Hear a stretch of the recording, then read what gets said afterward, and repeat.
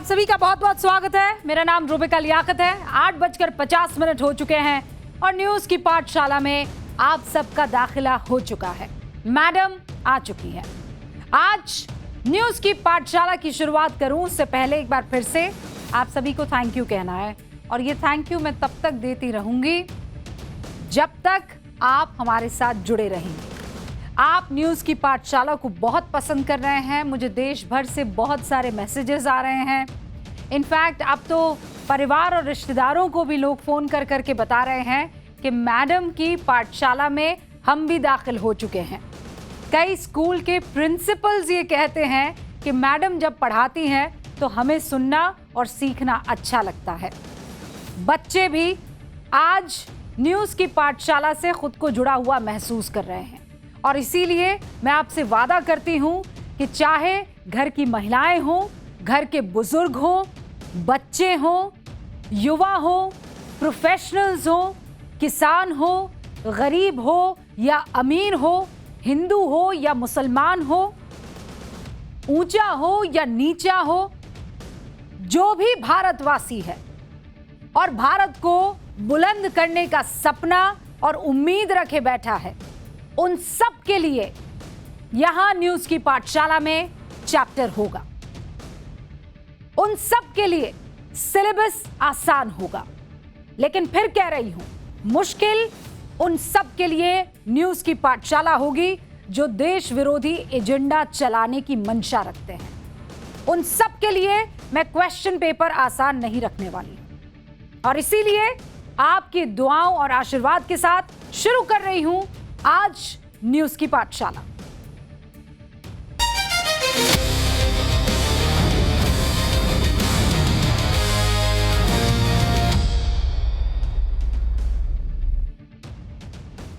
ये न्यूज की पाठशाला की एक्स्ट्रा क्लास है। शनिवार है ना। सबसे पहले आपको बता दूं पाठशाला की एक्स्ट्रा क्लास में आज आपके लिए कौन कौन से सब्जेक्ट्स और क्लास लगने वाली है। चैप्टर नंबर 1, सरेंडर मोदी का नैरेटिव ट्रंप ने ही फेल कर दिया। ट्रंप ने ऐसा क्या कर दिया ये आपको आगे बताऊंगी और बड़ा मजा आएगा, आपको आनंद आ जाएगा इस खबर को सुनकर। विपक्ष को ट्रंप ने धोखा दे दिया है। अब ट्रंप विपक्ष को कैसे धोखा देगा वो भी बताऊंगी। विपक्ष क्या करे क्या ना करे की स्थिति में फंस गया है वो भी आपके सामने होगा। फिर आएगा चैप्टर नंबर 2 जो सबसे महत्वपूर्ण है। कल 22 लाख बच्चों के साथ एनटीए का भी री एग्जाम है और केवल एनटीए नहीं, इस पूरे देश के सिस्टम, देश की सरकार और एजुकेशन मिनिस्टर का भी एग्जाम है। पेपर से चंद घंटे पहले बच्चों को कौन डरा रहा है आज उसकी भी क्लास लगेगी। फिर आएगा चैप्टर नंबर 3, 74 करोड़ की सजा पर कैसे सेलेक्टिव चुप्पी हमें देखने को मिल रही है। ये चीखो गैंग जो हर जगह चीखता चिल्लाता है, आज उसकी क्लास भी लगानी जरूरी है। क्यों? क्योंकि पिन ड्रॉप साइलेंस है, इन पर हम कुछ नहीं बोलेंगे। बड़े बड़े पोस्टर और बड़े बड़ी स्टोरीज हम तब पोस्ट करेंगे जब हमारे एजेंडे को सूट करता है, लेकिन असल आजादी की जब लड़ाई आएगी तो घिग्गी बांधकर बैठ जाएंगे। आज उनको भी बेनकाब करूंगी। फिर आएगा चैप्टर नंबर 4, गर्मी से सूखते कैसे बांध परेशानी का सबब बन रहे हैं, सामान्य से कम कैसे हमारा पानी हो रहा है और हिंदुस्तान को कैसे एक नई रिपोर्ट डरा रही है, आगे आपको बताऊंगी। क्या मुंबई गोवा में सच में पीने का पानी खत्म होने वाला है? यूपी बिहार में कितना बड़ा जल संकट, आपके सामने फैक्ट के साथ रखूंगी इन सारे सवालों का जवाब। और फिर आएगा सोचा है कभी आपने, हमारा स्पेशल सेगमेंट। ये स्पेशल सेगमेंट हम देशवासियों को जागरूक करने के लिए हमने बनाया है। हम करते तो हैं वो सारी चीजें, लेकिन ना करें इसके लिए सोचते नहीं हैं, और अगर करेंगे तो कैसे जीवन बदल जाएगा इसके बारे में सोचते नहीं हैं। रात में ब्रश करने को क्या कहा जाता है, सोचा है कभी? पाठशाला में पहला चैप्टर जिसमें बताएंगे सरेंडर मोदी का नैरेटिव ट्रंप ने ही कैसे फेल कर दिया। ट्रंप ने ऐसा क्या कह दिया ये जानना चाहेंगे ना आप? भाई विपक्ष ने ट्रंप से धोखा खा लिया, या ये कहिए ट्रंप ने विपक्ष को धोखा दे दिया। अब विपक्ष क्या करे क्या ना करे में फंस गया है। याद है ना आपको, कॉम्प्रोमाइज पीएम, नरेंद्र सरेंडर, इन सब का डंका पीटने वाले विपक्ष का नैरेटिव धुआं धुआं हो गया है। जो विपक्ष ट्रंप की बातों पर विश्वास कर रहा था, ट्रंप की बातों को कोट करके पीएम मोदी को दसियों दिशाओं से घेर रहा था, उसी ट्रंप ने मोदी को ग्रेट लीडर की डेफिनेशन का पर्यायवाची बना दिया है। सही कह रही। ट्रंप के उस एक बयान ने भारत में रुदाली गैंग को गहरे जख्म दे दिए गए। अब रुदाली गैंग कौन है, पता है किसी को? है ना, मैं बता देती हूं। रुदाली गैंग वो है जिसे हर काम में रोना आता है। अच्छा काम करे देश तो रोना आता है, बुरा काम चली रोना आ ही जाता है। पीएम की कोई तारीफ करे तो रोना आता है, कोई पीएम की तारीफ ना करे तो रोना आता है। एक नैरेटिव बनाकर वो गैंग चलता है। रोना उसका फेवरेट काम है, इसीलिए उसे रुदाली गैंग कहते हैं। तो ये इकोसिस्टम काम करता है इसी पूरे नैरेटिव पर कि फला ने मोदी को देखिए कैसे नीचा दिखाया, फला ने कैसे वॉर रुकवा दी, फला ने कैसे एक्सपोज कर दिया। बहरहाल विपक्ष उसने कभी नहीं सोचा था कि ऐसा कुछ हो जाएगा, वो हो गया। पूरी दुनिया को परेशान करने वाले ट्रंप ने वैसे तो भारत को भी देखिए बहुत परेशान किया है, बहुत सताया है। कभी टैरिफ बढ़ाकर सताया, कभी तेल का प्रेशर बढ़ाकर सताया है। ऐसा नहीं है कि भाई साहब जो है बहुत बढ़िया आदमी है, खूब सताया भारत को। मोदी विरोधी आस लगाकर बैठे, लेकिन विपक्ष को ज्यादा सता दिया है। ट्रंप और मोदी कब आमने सामने आएंगे, खासकर ऑपरेशन सिंदूर के बाद सबसे ज्यादा अगर कोई इंतजार कर रहा था तो मुझे लगता है, हाँ मैं श्योर नहीं हूं, वो विपक्ष था। हो सकता है विपक्ष को ये लग रहा हो कि ट्रंप मोदी के सामने जाएंगे और सबसे पहली बात कहेंगे, मोदी वॉर तो मैंने रुकवाई है। पर ट्रंप ने तो ऐसा कुछ कहा ही नहीं। ट्रंप अपनी आदत के मुताबिक कुछ ना कुछ तो ऐसा कर ही जाते हैं ना, आपको भी मालूम है। तो इनको लगा कि मोदी पर हमला करेंगे और फिर मिल जाएगा इनको मौका। लेकिन डोनाल्ड ट्रंप तो भैया सब चौपट कर गए। सारी उम्मीदों पर, उम्मीद के मुताबिक आदमी ने पानी फेर दिया। एक्सपेक्टेड लाइंस क्या थी? मोदी और ट्रंप मिलेंगे तो ट्रंप कहेंगे, क्यों भाई मोदी, मैंने फोन नहीं किया था तुमको, मैंने वॉर नहीं रुकवाई थी, रुकवाई कि नहीं रुकवाई बताओ मोदी। लेकिन नहीं, ये तो उल्टा पड़ गया। जमकर तारीफ किए जा रहा है ये शख्स, प्रधानमंत्री नरेंद्र मोदी की। और तारीफ भी कोई पाव पाव भर की नहीं, टन टन भर की तारीफ हो रही है। एक इंटरव्यू में पीएम मोदी को दुनिया के दो सबसे महान नेताओं में से एक बता डाला। एक अपने पड़ोस वाले शी जिनपिंग को बताया महान, और एक प्रधानमंत्री नरेंद्र मोदी को। ट्रंप ने तो पीएम मोदी की 4 खूबियां भी गिनाई, जो कह रहे थे कि ये दूसरों से उनको अलग बनाती है। अब वो खूबियां कौन सी थी? ट्रंप ने कहा कि मोदी वो नेता हैं जिन्होंने भारत को युद्ध से दूर रखा, भारत का जो आर्थिक पूरा माहौल था, जो आर्थिक स्थिति है, उसे बेहतर कर दिया। मोदी के कार्यकाल में राजनीतिक स्थिरता आई और मोदी में शांति और सख्ती, कामनेस, और कहा he is a tough man. Calmness और सख्ती दोनों का मिला जुला अंदाज दिखता है मोदी में। और फिर कह रही हूं भाई साहब, ये मैं नहीं कह रही हूं, ये कौन कह रहा है? विश्वा कौन कह रहा है? जोर से बोलो भाई। हाँ, ट्रंप कह रहा है। ट्रंप ने मोदी को लेकर पूछे गए सवाल पर कहा कि ही ग्रेटेस्ट लीडर की डेफिनेशन में मुझे याद आता है मोदी। विपक्ष के सीने पर सांप लौट नहीं थे। अब ऐसा है प्रिय दर्शकों, न्यूज की पाठशाला को आजकल बहुत सारे लोग दूरबीन लगाकर देख रहे हैं। तो ये ट्रंप ने जो तारीफ की होगी मोदी की, तो कई ऐसे जो दूरबीन लगाकर बैठे लोग हैं उनको अच्छा नहीं लगा होगा, तो उन्होंने क्या किया होगा, म्यूट कर दिया होगा। तो हमने भी एक तरीका निकाल दिया। आप म्यूट तो कर देंगे, लेकिन नीचे लिखी बातों को पढ़ने के लिए तो आंखें खुली रखनी होगी ना। आंख भी बंद कर देंगे, कान भी बंद कर देंगे, तो ज़मीर तो गवारा, या वो तो कुछ कहेगा ना। वैसे कहते हैं कि जिंदगी में विचार और व्यवहार का बड़ा महत्व होता है। आज पिताजी ने सुबह सुबह ये मैसेज हमको भेजा। क्या मैसेज था? एक विचार व्यवहार बदल देता है और एक व्यवहार विचार बदल देता है। और इस केस में यह हुआ है। मोदी ने सुर बदल चुके ट्रंप के साथ अपने व्यवहार को बदल दिया और G7 में सबने देखा। एक समय पर जब दोनों की मुलाकात होती थी तो गले लगते थे, लेकिन इस बार जब मोदी मिले तो दोस्त की तरह नहीं, केवल परिचित की तरह। How do you do? बढ़िया लगा और सब ठीक है ना? और इसी व्यवहार ने विचार बदल दिए। किसके? ट्रम्प भैया के, कि भैया ये तो दबने वाला आदमी नहीं। लेकिन सबसे बड़ी चोट तो विपक्ष के साथ हो गई है। अभी तक तो विपक्ष नरेंडर सरेंडर का डंका पीट रहा था, लेकिन अब तो ट्रंप ही मोदी के सामने सरेंडर हो गए हैं। क्या कीजिएगा?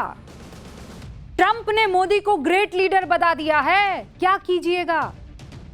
और ये वो व्यक्ति कह रहा है जो अपने पक्के और सच्चे दोस्तों को भी बुरा भला आजकल कह रहा है। एक बात हम सब अच्छे से जानते हैं और ये देश भी बहुत अच्छे से जानता है, आप सबको सुन लेना चाहिए। ये देश बहुत समझदार लोगों का देश है। हम लोग खासकर ऑपरेशन सिंदूर के बाद ये समझ गए हैं कि हमें ना तो ट्रंप की तारीफ से कोई फर्क पड़ना चाहिए और ना ही ट्रंप की आलोचना से कोई फर्क पड़ना चाहिए। इस शख्स का कोई भरोसा नहीं है। ये देश उस शख्स की इज्जत करेगा जो देश के साथ है, उस शख्स के लिए हवन कीर्तन भी कर लेगा जो देश के साथ है। लेकिन अगर देश के साथ दगा की तो भैया फिर कोई गारंटी नहीं है हमारी कि हम आपको वो एहतराम देंगे।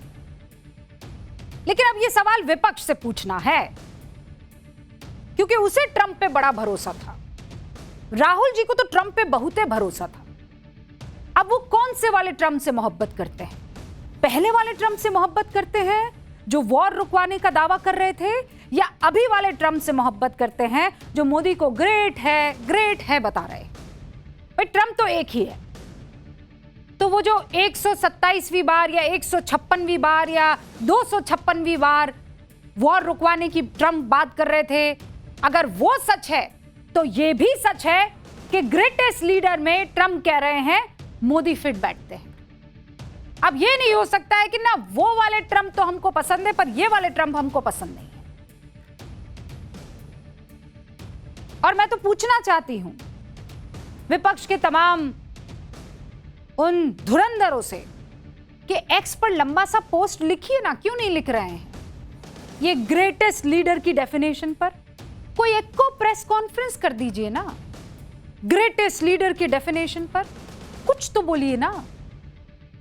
ट्रंप के वॉर मैंने रुकवाई है वाली बात को तो आपने मान लिया, तो इस बात को भी मान लीजिए ना कि ट्रंप प्रधानमंत्री को स्टार कहते हैं, उनकी कामनेस से प्रभावित है, उनकी टफनेस से प्रभावित है।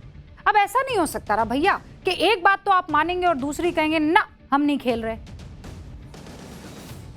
और ऐसा ना हो कि आपको अब ट्रंप इतने बुरे लगने लग जाए कि आप कहें हम तो पहले ही कह रहे थे। ये मोदी G7 गए और जबरदस्ती ट्रंप को ना शाखा अटेंड करवा दी, सदा वत्सले बुलवा दिया, इसीलिए ट्रंप ऐसे भर भर के मोदी की तारीफ कर रहे हैं। अब ऐसा है ये सारी तारीफ हुई है G7 मीटिंग के बाद। G7 मीटिंग, और इस मीटिंग में इन दोनों की मुलाकात हुई थी। अब ये दोनों की मुलाकात कब हुई? कौन दोनों? अब बुलेट, कौन दोनों? हाँ, ट्रंप और मोदी। ट्रंप और मोदी की मुलाकात हुई है 480 दिन के बाद। कितने दिन के बाद? 480 दिन के बाद। तो भाई लोगों ने यह सोचा, और खासकर जो मोदी विरोधी है, कि ट्रंप और पीएम मोदी की जब मुलाकात होगी तो ये दोनों कुछ ना कुछ ऐसा कर जाएंगे जिससे उनको मौका मिल जाएगा, क्योंकि पूरी दुनिया की नजर थी दोनों नेताओं पर। दोनों नेताओं की बॉडी लैंग्वेज को डिकोड किया जा रहा था, एक एक डिस्क्रिप्शन जो है वो नोट किया जा रहा था। गौर से तो कांग्रेस ने भी देखा और तभी तो पूरी शिद्दत से ढूंढ कर निकाला एक वीडियो निकाला जिसमें पीएम एक पर्ची हाथ में थाम कर बैठे हुए हैं। बस फिर क्या था, शुरू हो गया अटैक मोड में कंपैरिजन। पूर्व पीएम मनमोहन सिंह जी का एक वीडियो शेयर किया जा रहा था और उस पर लिखा जा रहा था, तब चर्चे वाले प्रधानमंत्री, अब पर्चे वाले प्रधानमंत्री। पीएम के दौरे से जितनी भी शिकायतें कांग्रेस को थी वो सब प्रेस कॉन्फ्रेंस करके बता डाली। वो प्रेस कॉन्फ्रेंस आपके सामने। अब जब आप साथ में बैठे थे मोदी साहब, न तो आपने ये 3 सेलर्स का मुद्दा उठाया, यूं करके यूं करके यूं करके यूं करके नहीं उठाया, न आपने इस one sided lop sided deal के बारे में कुछ बात की, और ना ही आपने ऑपरेशन सिंदूर के सीज फायर का मुद्दा उठाया। 120 बार, हमारे जयराम रमेश जी ने पूरा काउंट रखा हुआ है इसका, 120 बार डोनाल्ड ट्रंप ने कहा कि मैंने धमकाकर सीज फायर करवाया है भारत का पाकिस्तान के साथ, भारत को धमकाया। मोदी जी चुप। आप मुझे बताइए। पवन जी ने एक और बात बताई जो वाकई चौंकाने वाली है, और मैं चाहती हूं आप उस बात को भी सुन लीजिए। सोफे के अंदर ऐसे दुबक के बैठे हुए थे और कागज पढ़ के कह रहे थे एक्सीलेंसी एक्सीलेंसी एक्सीलेंसी एक्सीलेंसी। जो इंटरप्रेट कर रहा था, जो अनुवाद कर रहा था, उसको भी शर्म आ गई। उसने एक्सीलेंसी का अनुवाद नहीं किया, उसने मिस्टर प्रेसिडेंट बोला। अब पवन सा ये कह रहे हैं कि एक्सीलेंसी एक्सीलेंसी एक्सीलेंसी का बड़ा इस्तेमाल कर रहे थे, ठीक नहीं, वेरी बैड। अब बात तो सही है, ट्रंप तो अमेरिका के प्रेसिडेंट हैं। अब ऐसे में मिस्टर प्रेसिडेंट ही तो कोई बोलेगा ना। हमें ये लगा कि एक्सीलेंसी एक्सीलेंसी ये क्यों बोल रहे हैं भाई प्रधानमंत्री नरेंद्र मोदी? ऐसे थोड़ी किसी पहले के प्राइम मिनिस्टर ने बात कही होगी भारत के। फिर हमने कुछ पुराने वीडियो खंगाले। मनमोहन जी ने कुछ ऐसा बोला, क्या बोला है? एक्सीलेंसी बोला। अच्छा, बुलेट क्या बोला? एक्सीलेंसी। प्रशांत क्या बोला? एक्सीलेंसी। ओहो, तो पीएम साहब जब उस वक्त थे मनमोहन जी, और ओबामा जी उनके बगल में खड़े हैं, तो ओबामा उस वक्त पोटस ही थे, president of the United States ही थे। तो मनमोहन जी कह सकते हैं एक्सीलेंसी, लेकिन प्रधानमंत्री नरेंद्र मोदी नहीं कहते हैं पवन हुक्म एक्सीलेंसी। क्यों? तब में और अब में ऐसा क्या फर्क है? क्या चेंज हुआ है? ओबामा और ट्रंप यही दो तो चेंज हुए हैं। तो फिर मनमोहन जी एक्सीलेंसी कह सकते हैं, लेकिन प्रधानमंत्री एक्सीलेंसी नहीं कह सकते। ट्रांसलेटर, वो जो वहां पर ट्रांसलेटर बैठा हुआ था, उसे शर्म आ गई और वो कह रहा है मिस्टर प्रेसिडेंट। भाई, आप जब इस तरीके की बातें करते हैं तो थोड़ा इतिहास देखकर करेंगे ना। आपको लगता है कि दुनिया को नहीं समझ में आएगा, आप कुछ भी कह जाएंगे और उसे एकदम पानी के घूंट की तरह हम पी लेंगे। सियासत में विरोध की गुंजाइश हमेशा रहती है और होनी भी चाहिए, लेकिन एक्सपेक्टेशंस एकदम मार्स पर पहुंचा दें, हम तो वही करेंगे जो करते हैं पर आप नहीं कीजिएगा, ऐसा कैसे? मोदी विरोध का मतलब यह थोड़ा ही है कि आप कुछ भी एक्सपेक्ट करने लगेंगे। और पहली बात तो यह है कि पीएम मोदी ने, चाहे वो नाविकों का मामला हो या दूसरे बहुत इंपॉर्टेंट मसले, उनको उठाया है। और रही बात ऑपरेशन सिंदूर की, यह हमारा आंतरिक मामला है, था और रहेगा। सीज फायर भारत में अपनी शर्तों पर हुआ है, भारत ने अपनी शर्तों पर किया है। पाकिस्तान की इतनी हैसियत, औकात और हिम्मत नहीं है कि सीज फायर का उल्लंघन उसके बारे में सोच भी सके। यह मामला है पाकिस्तान और हिंदुस्तान का, तो ट्रंप के सामने इन मुद्दों को क्यों उठाया जाना चाहिए था? और रही बात डिप्लोमेसी की, तो आप देखिए कि डोनाल्ड ट्रंप का इरादा ही नहीं है कि एशियाई रीजन को मजबूत करे। वो चीन के खिलाफ भारत का इस्तेमाल करता है, भारत के खिलाफ चीन और पाकिस्तान को इस्तेमाल करता है। कांग्रेस का हाल तो यह है कि वो ट्रंप को अपना प्रवक्ता बनाना चाहती है। कांग्रेस मानकर चल रही है कि ट्रंप कोई ना कोई भारत विरोधी बयान दे, मोदी को नीचा दिखाए और हम उसे लपट लें। और इसीलिए यह बहुत महत्वपूर्ण हो जाता है कि आप इन्फॉर्म्ड रहें। आप जो भी बात कहें वो एक बार पूरी तरीके से तौल लें, पुराना और आज जो हो रहा है उसके एवज में। और इसीलिए आज ये बताना आपको जरूरी था। बहरहाल, ट्रंप का इसलिए आप भरोसा मत कीजिएगा कि वो अपने दोस्तों को कभी भी कुछ भी कह देते। बस ये है कि जब मोदी की बात करते हैं तो संयमित हो जाते हैं, पता नहीं कहां से ये संयम से सराबोर हो जाते हैं। कोई तो खौफ है प्रभु। बहरहाल आगे बढ़ रहे हैं पाठशाला में। अब अगला चैप्टर, कल 22 लाख बच्चों के साथ साथ एनटीए का भी री एग्जाम है। पेपर से चंद घंटे पहले बच्चों को कौन डरा रहा है, आज इसकी बात होनी जरूरी है। कल 21 जून है, रविवार का दिन है। 22,79,000 से ज्यादा बच्चे री नीट की परीक्षा देने वाले हैं। उन सभी को ऑल द बेस्ट। किसी से नहीं घबराना है, बढ़िया से पेपर देकर आना है, कोई प्रेशर नहीं, एकदम मदमस्त होकर जाइए और परीक्षा देकर आइए। बाकी काम हम संभालेंगे, ये हमारा वादा है। जिसको कटघरे में खड़ा करना है हम करेंगे। न्यूज की पाठशाला में और टाइम्स नाउ नव भारत करेगा, ये हमारा वादा है।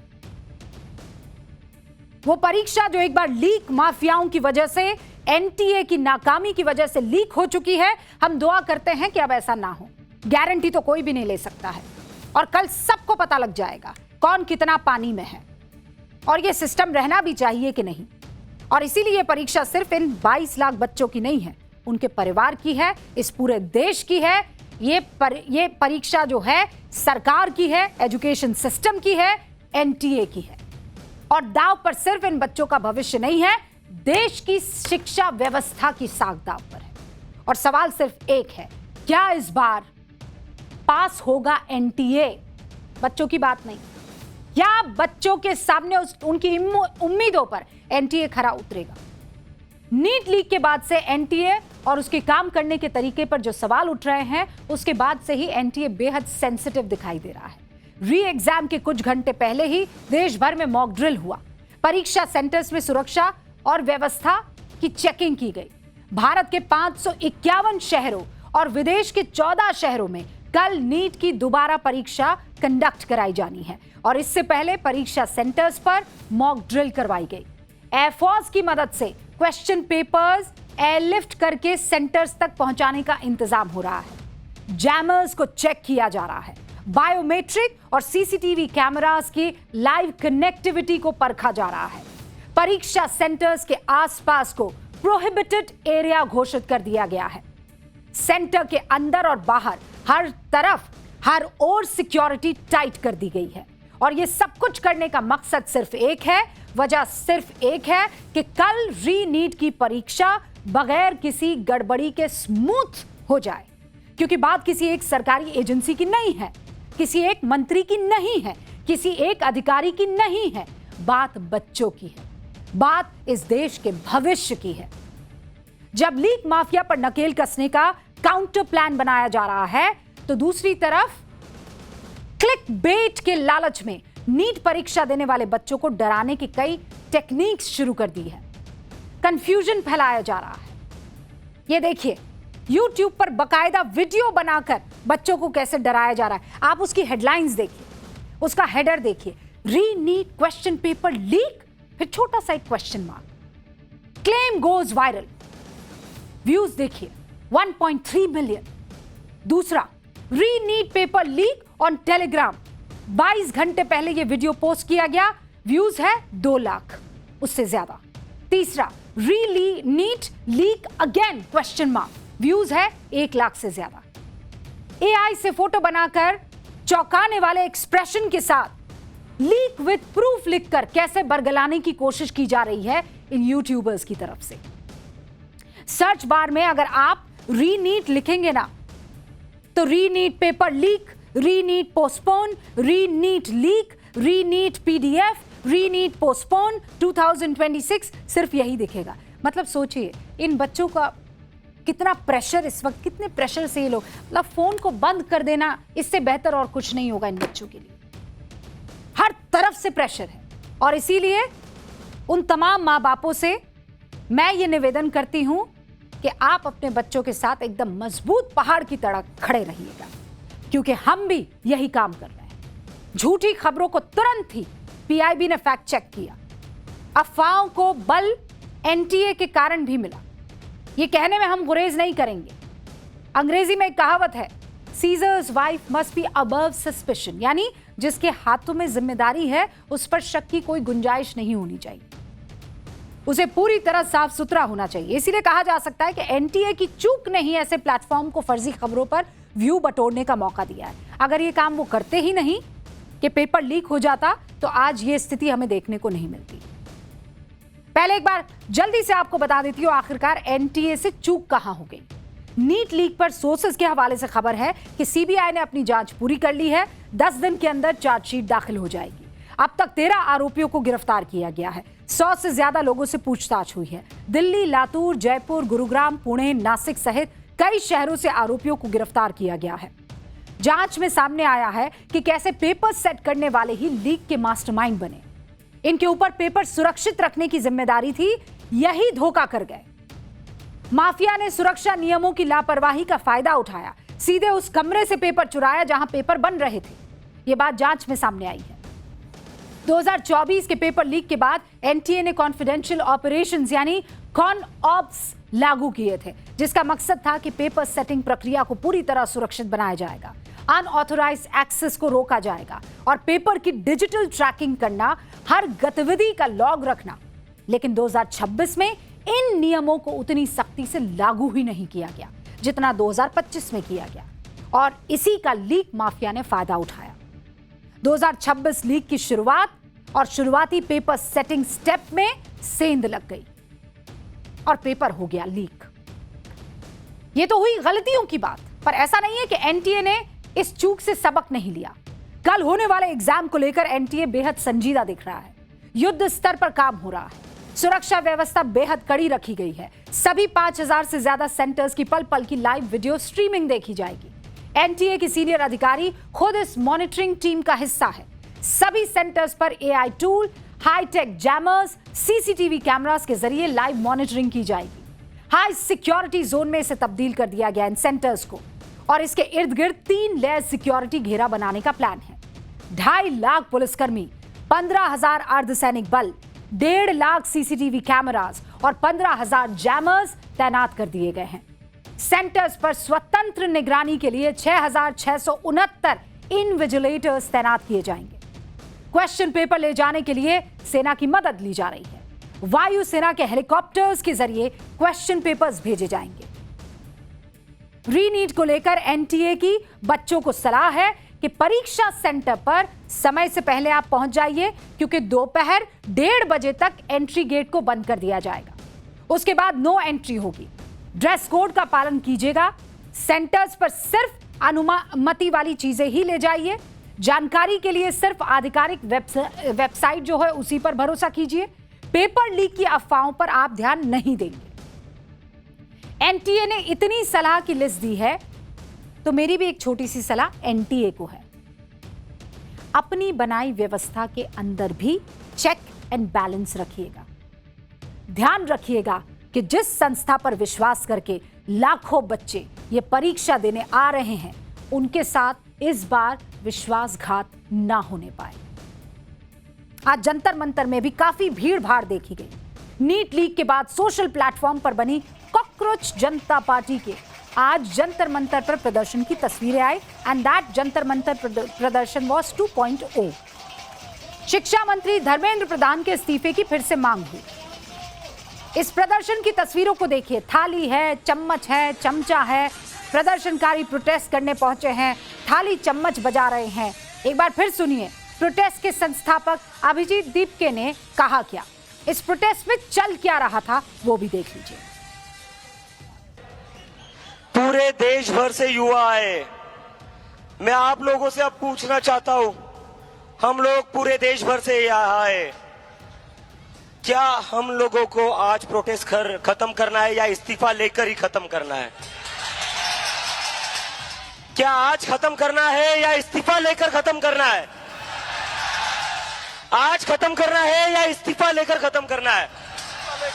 मैं पुलिस से रिक्वेस्ट करता हूं, हमारी परमिशन को एक्सटेंड कर दीजिए। कल तक हमें यहां बैठे रहने की परमिशन दे दीजिए। हम यहां से नहीं जाएंगे, हम यहां से नहीं जाएंगे। कैसे कर लेते हैं ये लोग? हाउ? याद है ना आपको कोरोना के टाइम पर थाली बजी थी? किस किस ने बजाई थी? सबने बजाया था? है? सबने बजाया था। आज तो एक फीमेल स्टूडेंट भी हमारी आई हुई है। सबने थाली बजाई थी, लेकिन जब थाली बजाई थी तो मजाक उड़ा था कि नहीं उड़ा था, है ना? बहुत उड़ा था ना। हाँ, तो उसमें तो मजाक उड़ा था, पर यहाँ पर जो हो रहा है वो सब बढ़िया हो रहा है। ये थाली बजाने में धुन है भैया। आप लोगों की थाली जो थी ना वो बेसुरी टाइप की थी। गजब है, हद है। मतलब आप वहां पर परमिशन लेने की बात कर रहे हैं, फिर कह रहे हैं हम यहां से हटेंगे नहीं। एक बात होगी ना, दोनों बात थोड़ी हो सकती है। परमिशन नहीं है तो हटना पड़ेगा, और हम हटेंगे नहीं, दूरी लगाकर बैठ जाएंगे, ऐसे थोड़ी होता है। और दूसरी बात ये, कॉकरोच पार्टी वाले अभिजीत दिपके और उनकी इस कॉकरोच पार्टी के लिए ये एग्जिस्टेंस की लड़ाई है, अस्तित्व की लड़ाई है। उन्हें भी पता है कि इस वक्त नीट लीक मुद्दा है, और अगर ये मुद्दा भी उनके हाथ से निकल गया, फिसल गया, तो सोशल मीडिया की ये पार्टी एक मीम पेज बनकर रह जाएगी, कुछ बचेगा ही नहीं। क्या करेंगे? थाली बजाएंगे। आगे बढ़ रही हूं। नीट पेपर लीक पर तमाम तैयारियों और नाकामियों के बीच सियासत की रफ्तार थोड़ी ज्यादा है। वो छोटी वाली आपने देख ली, होनी भी चाहिए। आम जनता का मुद्दा है। विपक्ष का नेता अगर इस पर आवाज नहीं बुलंद करेगा तो किस पर करेगा? नेता प्रतिपक्ष राहुल गांधी इस मुद्दे पर सरकार की ईंट से ईंट बजा देने वाले मूड में दिखे, होना भी चाहिए। राहुल गांधी को लग रहा है कि सरकार को कटघरे में खड़ा करने का ये सबसे मजबूत मौका है। हाँ ठीक है, लगना भी चाहिए। कुछ भी हो जाए, मुद्दा हाथ से नहीं जाना चाहिए। हाँ ठीक है, ये भी बढ़िया बात है। इसीलिए वो ताबड़तोड़ सवाल दाग रहे हैं, देश के शिक्षा मंत्री से इस्तीफा मांग रहे हैं, पॉइंट है। मोदी सरकार पर शिक्षा व्यवस्था को चौपट करने का आरोप लगा रहे हैं, पॉइंट है। एक कदम आगे बढ़कर मोदी सरकार पर यह भी आरोप लगा रहे हैं कि पेपर लीक माफिया इसी सरकार की देखरेख में फल फूल रहे हैं। यह लिखा है, पेपर लीक माफिया इसी सरकार की देखरेख में फल फूल रहे हैं। अब देश के नेता प्रतिपक्ष का आरोप अगर है तो उसमें दम तो होना चाहिए, तथ्य तो होना चाहिए। तथ्य क्या है, हमने ढूंढ निकाला। आप लोग रोज जब न्यूज की पाठशाला में आते हैं तो यही तो जानने आते हैं कि तथ्य क्या है। तो तथ्य क्या है आज हम लिखेंगे नहीं, है आज लिखेंगे नहीं। पिस्वा, इसको पकड़ना। हाँ हाँ, आज हम लिखेंगे ना, आज हम बताएंगे। ये देखिए, आप पेपर लीक का असली चैप्टर आपके सामने खोल रही हूं। 2002 और 2025 की बात है, 24 साल हो गए। 2002 से लेकर 2025 कितने पेपर लीक हुए हैं? कितने पेपर लीक हुए? 45। प्रधानमंत्री कौन कौन से थे जानना चाहेंगे ना आप? पहला नंबर आता है अटल बिहारी वाजपेयी का। सरकार कौन सी थी? एनडीए की। दूसरा नंबर आता है मनमोहन सिंह का। सरकार कौन सी थी? यूपीए की। फिर उसके बाद अगला नंबर आता है नरेंद्र मोदी का। सरकार किसकी है? एनडीए की है। ठीक है, तो यहां पर जो इस वक्त हमने देखा वो क्या देखा कि जो सरकारें थी वो अलग अलग यहां पर देखने को मिल रही थी। ठीक है, और वो सरकारें साफ तौर पर अलग अलग पार्टियों की थी। अटल बिहारी वाजपेयी भी थे, मनमोहन सिंह भी थे और नरेंद्र मोदी भी थे। 24 सालों में 45 पेपर लीक हुए हैं, और ये 45 पेपर लीक साफ तौर पर ये बताते हैं कि किसी एक सरकार की खामी नहीं है, ये सिस्टम का लचर रवैया है, और इस सिस्टम ने ही सब कुछ तबाह और बर्बाद किया। इस सिस्टम को बदलना होगा। खड़ा कीजिए सरकार को कटघरे में, लेकिन पुरानी यादों के साथ। हर सरकार में पेपर लीक होते रहे। ये शर्मिंदगी की बात है कि सिस्टम में ऐसा लूप होल इन पेपर लीक माफियाओं ने बना रखा है कि कोई इसे ठीक ही नहीं कर पा रहा। फिर सवाल उठता है कि पेपर लीक माफिया के सामने सिस्टम इतना लाचार है कि सरकारें आती और जाती रही, पर इनका साम्राज्य मिटने का नाम नहीं ले रहा है। और मिटे भी कैसे, ये माफिया अच्छे से जानते हैं कि उनका कोई कुछ नहीं बिगाड़ने वाला। एक मीडिया संस्था की रिपोर्ट है, उसमें सामने आया कि बीते 24 सालों में जिन 45 परीक्षाओं के पेपर लीक हुए हैं उसमें 3,86,00,000 बच्चे शामिल थे, और आज तक उनमें से सिर्फ 2 मामलों में पेपर लीक आरोपियों को सजा हुई है। सिर्फ 2 मामलों में। 2 अन्य आरोपी तो विधायक बन चुके हैं। आई एम सॉरी टू से। तो कैसे किसी को डराए? डरेंगे ये पेपर लीक माफिया? करोड़ों बच्चों के सपनों को कुचलने के बाद चैन की नींद सोते हैं ये पेपर माफिया। इनका कोई कुछ नहीं बिगाड़ पाता है। इसीलिए राहुल जी, ये किसी एक सरकार का मामला नहीं है, ये पूरे सिस्टम का फेलियर है, जिसे दीमक की तरह पेपर लीक माफियाओं ने धीरे धीरे खोखला कर दिया है। और ये उस सरकार के नाक के नीचे भी हो रहा था जो आपकी मां के सानिध्य में चल रही थी, और ये उस सरकार के नाक के नीचे भी हो रहा है जो प्रधानमंत्री नरेंद्र मोदी के सानिध्य में चल रही है। और आप जो आज की तारीख में बड़े बड़े लंबे पोस्ट कर रहे हैं, मैं याद दिला देती हूं आपको, 2004 में सीबीएसई पीएमटी का पेपर लीक हुआ, अभी जिसे आप नीट कहते हैं, उस वक्त यही सीबीएसई पीएमटी हुआ करता था। 2006 में एम्स पीजी भर्ती परीक्षा का पेपर लीक हुआ था। 2011 में एआईईई का पेपर लीक हो गया था। 2011 में सीबीएसई के 12वीं का फिजिक्स का पेपर लीक हो गया था। कितने मिनिस्टर्स ने तब रेजिग्नेशन दिया था और सरकारें गिर गई थी। लगता है राहुल गांधी को 2011 के पेपर लीक के वक्त शिक्षा मंत्री रहे कपिल सिब्बल ने इन पेपर लीक के बारे में कोई जानकारी नहीं दी। ये पेपर लीक तब भी हो रहे थे और आज भी हो रहे हैं। इस पर मुझे उस्मान मीर की एक गजल याद आ जाती है, उसकी एक लाइन, वो क्या दिखाएंगे राह मुझको जिन्हें खुद अपना पता नहीं है। और राहुल जी, ये लाइन पता नहीं आप पर आज कैसे फिट बैठ जा रही है। नागपुर के एक बच्चे के एडमिट कार्ड में अबू धाबी सेंटर था, राइट, ये आपको आवाज और मुद्दा उठाना चाहिए था, और वो भी तब जब बच्चे के पास पासपोर्ट भी नहीं था यूएई जाने का। राहुल गांधी सहित विपक्ष के कई नेताओं ने पोस्ट किया, बड़ा मुद्दा बना। एनटीए ने बच्चे को नया एडमिट कार्ड जारी किया, सेंटर नागपुर जो है वो भी दे दिया, लेकिन उस मुद्दे पर भ्रम ज्यादा और फैक्ट कम फैलाया गया। अभी के हालात में जब नीट की परीक्षा देने वाले बच्चे पहले से तनाव में हैं, ऐसे में अधूरी जानकारी बच्चों का तनाव और बढ़ा देगी। नीट की परीक्षा के लिए बच्चे इंटरनेट के जरिए फॉर्म भरते हैं, जिसके लिए हर बच्चा या उसका गार्जियन लॉगिन और पासवर्ड बनाते हैं। फिर वो खुद ही चुनते हैं कि परीक्षा कहां देनी है। एनटीए के मुताबिक नागपुर का रहने वाला छात्र अब्दुल्ला मोहम्मद तालिब लॉगिन से परीक्षा का सेंटर अबू धाबी चुन लिया गया। उसे 2 बार चेक भी किया गया, लेकिन सेंटर बदला हुआ नहीं दिखा, तो एडमिट कार्ड उसे जारी कर दिया गया। अब मैं ये नहीं कह रही हूं, किसी तरह का कोई बचाव नहीं है, मैं बिल्कुल क्लियर कर दूं, ये एक ह्यूमन एरर भी हो सकता है, लेकिन जब जब नीट की एक परीक्षा पेपर लीक के कारण कैंसिल हुई है, तो ऐसे में हर चीज फूक फूक कर कदम रखने जैसा है। देश में हर तरफ नीट पर चीख सुनाई दे रही है। किसी भी गलती को सियासी मोहरा बनाने की कोशिश हो सकती है। जब वक्त 23 लाख बच्चों के मनोबल को बढ़ाने का है, उस वक्त बच्चों के कंधे पर बंदूक रखकर सियासत साधना, आप मुझे बताइए कितना सही है।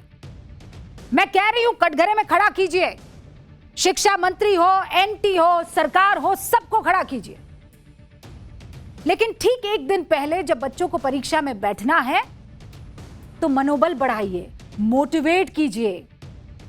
परीक्षा हो जाए उसके बाद एकदम हुजूम लेकर सड़कों पर उतरिए, 23 लाख बच्चों की आवाज बन जाइए। करोड़ों अभिभावकों को थोड़ा अभी चैन की सांस लेने दीजिए, उनके कंधों को अभी इस्तेमाल मत कीजिए।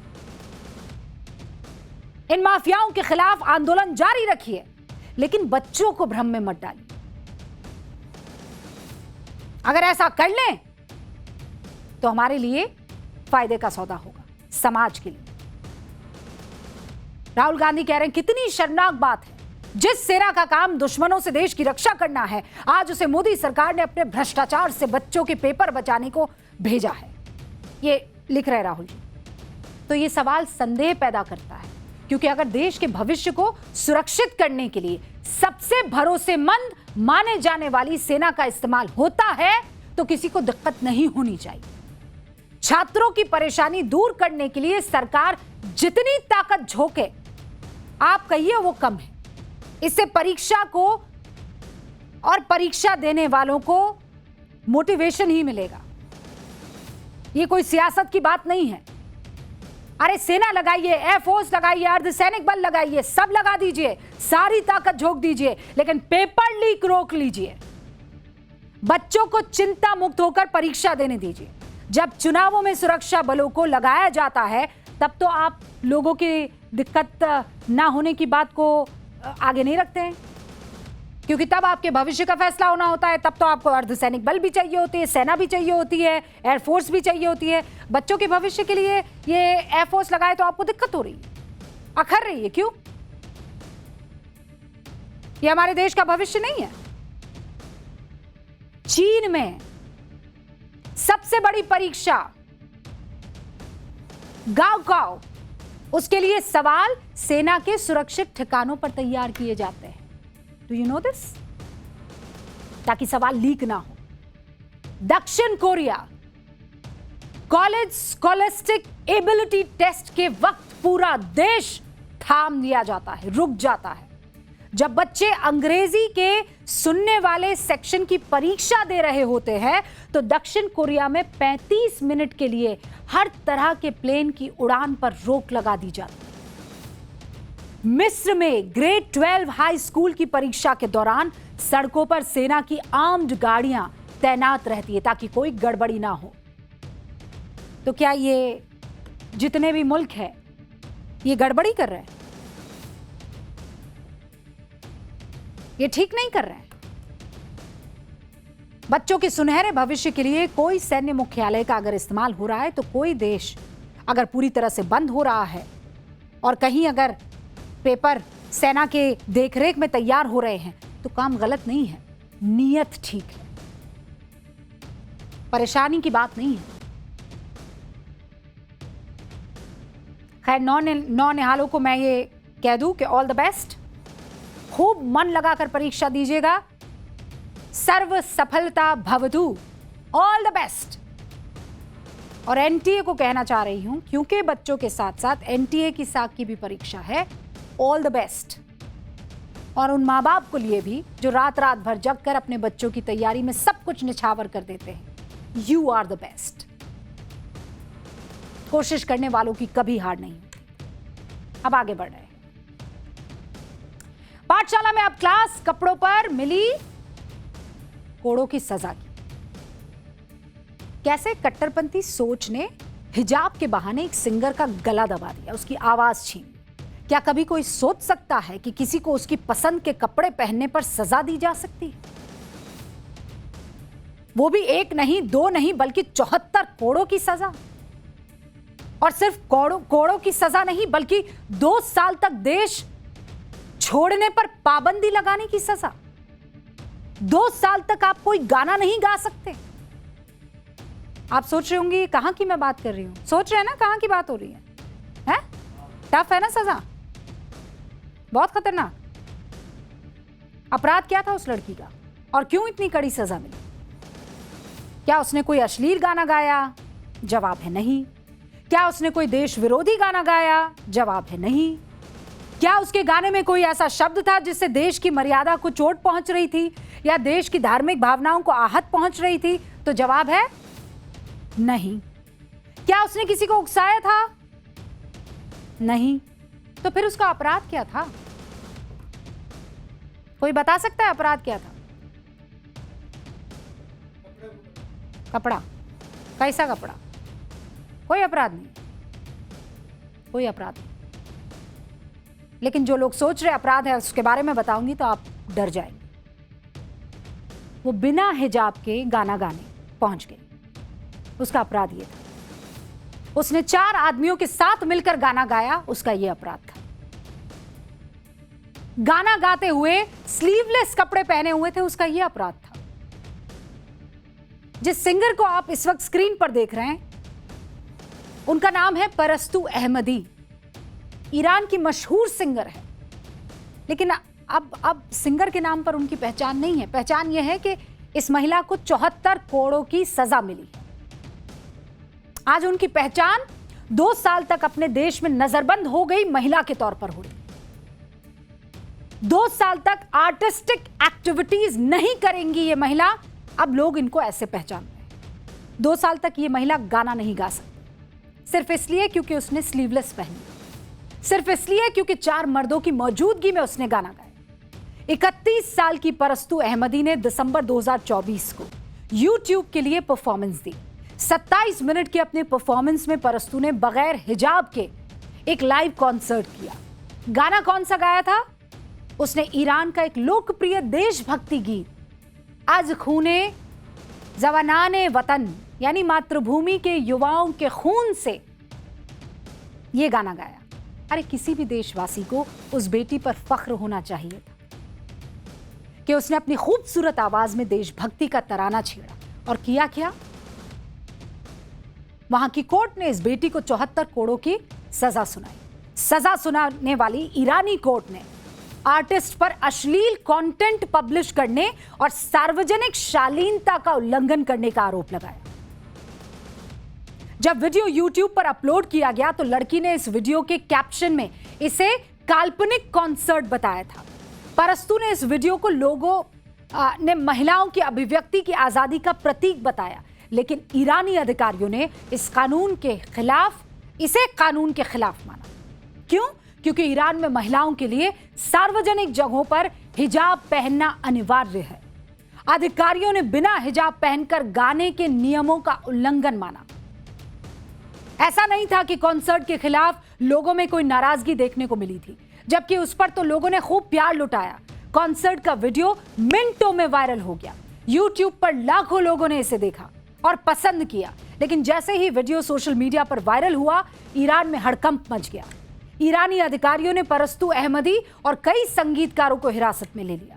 हालांकि बाद में उन्हें रिहा कर दिया गया, लेकिन वीडियो अपलोड करने के मामले में उनके खिलाफ कानूनी कार्रवाई जारी रही और इसकी सजा का ऐलान हुआ 18 जून 2026 को। और सजा भी ऐसी जिसके बारे में जिसने सुना हो वो हैरान रह जाए, कलेजा मुंह को आ जाए। लेकिन मेरा सवाल उस रुदाली गैंग से है, उस चीख मारने वाली गैंग से है, जो जरा जरा सी बात पर हमारे देश में हड़कंप मचाने की कोशिश करती है कि ये देश महिलाओं के खिलाफ है, फला कौम के खिलाफ है, फला मजहब के खिलाफ है।